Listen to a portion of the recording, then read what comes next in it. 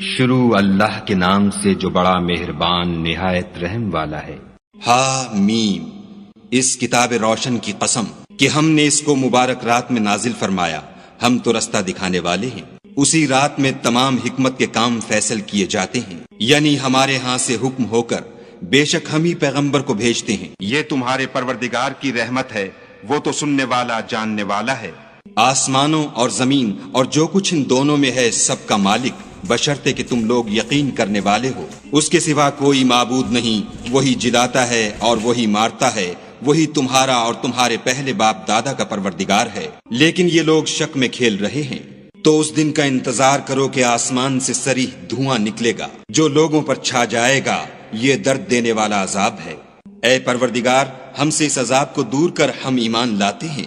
اس وقت ان کو نصیحت کہاں مفید ہوگی جبکہ ان کے پاس پیغمبر آ چکے جو کھول کھول کر بیان کر دیتے تھے۔ پھر انہوں نے ان سے منہ پھیر لیا اور کہنے لگے یہ تو پڑھایا ہوا اور دیوانہ ہے۔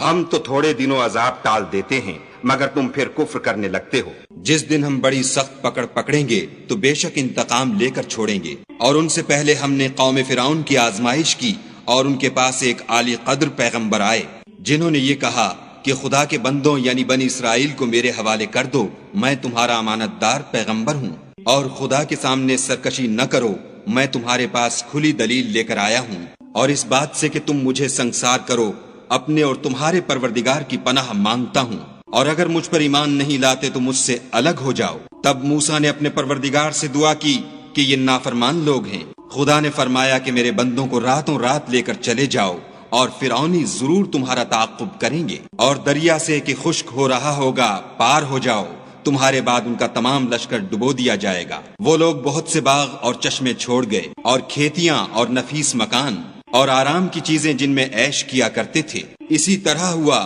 اور ہم نے دوسرے لوگوں کو ان کا مالک بنا دیا۔ پھر ان پر نہ تو آسمان اور زمین کو رونا آیا اور نہ ان کو مہلت ہی دی گئی، اور ہم نے بنی اسرائیل کو ذلت کے عذاب سے نجات دی، یعنی فرعون سے، بے شک وہ سرکش اور حد سے نکلا ہوا تھا۔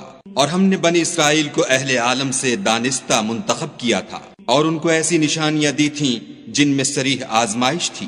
یہ لوگ یہ کہتے ہیں کہ ہمیں صرف پہلی دفعہ یعنی ایک بار مرنا ہے اور پھر اٹھنا نہیں، پس اگر تم سچے ہو تو ہمارے باپ دادا کو زندہ کر لاؤ، بھلا یہ اچھے ہیں یا تبا کی قوم؟ اور وہ لوگ جو تم سے پہلے ہو چکے ہیں ہم نے ان سب کو ہلاک کر دیا، بے شک وہ گناہ گار تھے۔ اور ہم نے آسمانوں اور زمین کو اور جو کچھ ان میں ہے ان کو کھیلتے ہوئے نہیں بنایا، ان کو ہم نے تدبیر سے پیدا کیا ہے، لیکن اکثر لوگ نہیں جانتے۔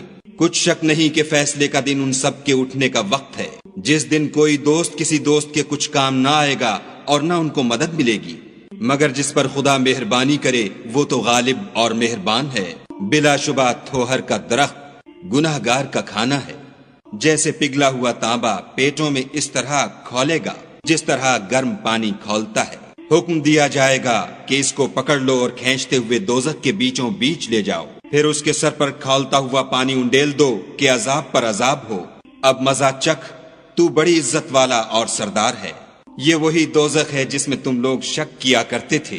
بے شک پرہیزگار لوگ امن کے مقام میں ہوں گے، یعنی باغوں اور چشموں میں، حریر کا باریک اور دبیز لباس پہن کر ایک دوسرے کے سامنے بیٹھے ہوں گے۔ وہاں اس طرح کا حال ہوگا، اور ہم بڑی بڑی آنکھوں والی سفید رنگ کی عورتوں سے ان کے جوڑے لگائیں گے۔